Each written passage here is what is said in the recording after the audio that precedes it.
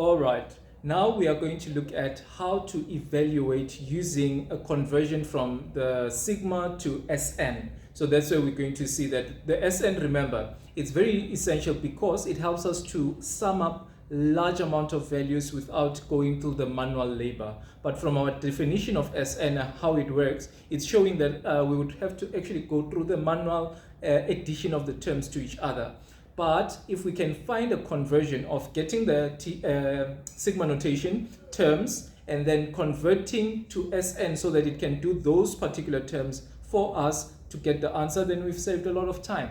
So therefore, let's just go to the strategy and teach you how to do it. We will do it for exactly the previous example that was already done. My purpose for this, I always explain to the students, is it is important that before adopting a technique or a formula to use in your daily lives, it's important to first check that does the formula do exactly what I need it to do? And what do you do? Plug in things that you already know the answers to.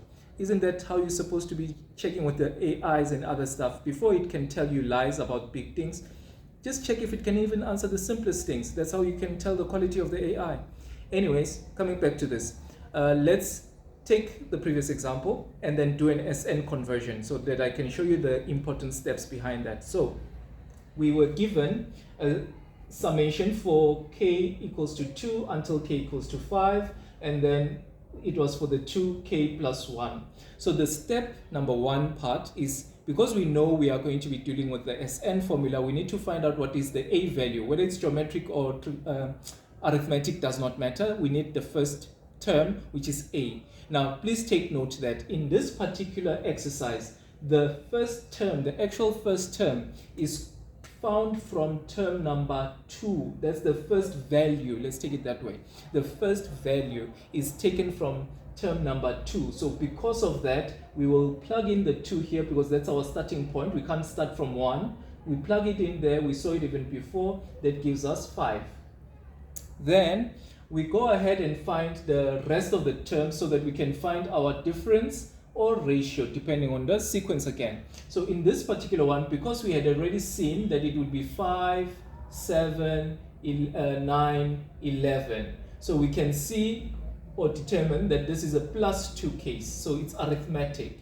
So because it's arithmetic, we can find that our difference D is 2. So now we have it. We have our difference, we have our A. So now that we have that, the only thing missing is how many terms are there in the summation that you are looking at. Remember, we said the difference between sigma is that unlike SN, it doesn't tell us exactly the number from 1. It just tells us where to start and where to end. We don't exactly know the number of terms, so we need to calculate that separately.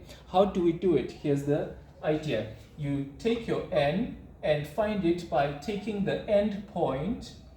Others call it the top, but it's an endpoint issue. You take the endpoint, in brackets, let me write top, because some are used to it that way. And you minus your starting point. Minus your starting point, which is also referred to as bottom. So because we don't want conflict with your teachers, that's how I'm going to put it. End point top minus starting point, which is referred to as bottom, plus 1. This is because of that blue and white textbook that many people have now adopted this, but it's important to actually know, what does that mean? What do you mean top? What is the top? The top is actually the end point of your summation. What is the bottom? The bottom is your starting point of the summation. So please, it's not always about just memorizing for the sake of examinations. That's why sometimes we find ourselves with challenging questions that are not so bad when you look at the memo, but it's because you didn't understand the full scope of what you're studying. Anyways, for this particular one, we already know the answer, but we are testing that does this formula work. So if I take 5 minus 2 plus 1 does give me 4 terms. So yes, my n is 4. As much as I was stopping at 5, I started at 2, I ignored 1, which is why then we have only 4 terms. So that's what this calculation does for us. So take it, continue with top minus bottom, but at least have an understanding that it means wherever I am to end minus where I started with my summation, I add 1 just to fix the mathematics that needs to occur there. Because if I start counting 2, 3, 4, 5, so that's what happens. So that plus 1 was to fix that if you do 5 minus 2, you're getting 3. You're not getting the right answer. So that 1 is just for the control sake to get the actual right answer for this. So that's what we have. So now we're going to take it and plug it into the SN formula and see that it gives us the answer that we already know should be SN. Now let's look at the SN formula and what the SN formula is going to give us. So we already have established that for arithmetic sequences, because we already know that we're dealing with an arithmetic, Sn is calculated as n over 2 in brackets multiplying 2a plus n minus 1 d. So the d, don't forget when you do your calculation that it's actually a multiplication there. So it's multiplying the difference or the common difference that we have.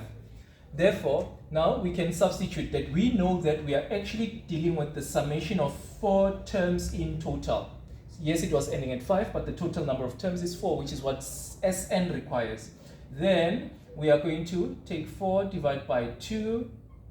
2 times our first term is 5, because we started at the second term actually. Then we have 4 minus 1 multiplied by the difference, which is 2. Then we plug that into the calculator. Lo and behold, it is going to give you 32. You can test it, of course, and you can do it manually, but there's no need for that. The point was, even if you do it in this format, as long as you plug in the right values, you are going to get the total summation. So in the examination, when, let's say, you're given a format of this nature, k equals to, let's say, 3 all the way to 512 of tk equaling, let's say, 5k minus 4. There is no time for you to do these things one by one. You can't get one by one all these terms. So what you then do is to get the first 3 terms so that your pattern becomes clear. So here, as an example, we would know that we are summing up 5 times 3, which is 15, minus 4 is 11. Then we have 5 times 4, which is 20, minus 4 is 16. Then we would have the next one would be 5 times 5, which is 24, minus 5. So then we would have that one as minus 4, which is 21. So now we can actually clearly see the pattern arising, that this pattern is a plus 5 pattern. We are going to continue this until we get to 512. So we would continue with this until we get to 512 times 5, right? Then we would minus the 4 and so forth, but there's no need for that right now because we already know we can get n by taking the 512, minusing the 3, and adding 1. So which would give us then a total number of terms of 510. So we would be able to then convert and use that formula. From this, I already found that my D difference is 5, positive 5. And then we've already seen that for the A, we would need to substitute 11. So put this in the calculator. Imagine how long it would take me to go and find each and every term for those 510. It's a long process. So it's an important technique to know how to convert from your sigma notation all the way to the Sn, so that you do a calculation in the calculator and it gives you the actual number out of that. So don't forget, it's not a useless technique, it's just an issue of sigma in practice is important because it helps us to cut out tails of sequences or front parts of sequences that are not required for the pattern itself. So for example, we had a COVID-19 example that we did for you. You find that because diseases do not automatically become transmittable. So the person that was first infected, highly likely that they did not infect any other person within the first 2 or 3 days. The virus had to go into their system, and only after that do the infections start spreading in consecutive days or things of that nature. So it's important to understand that in practice, sometimes the tail or the front part of sequences will be cut off so that we focus on a certain section that is actually a recognizable number pattern.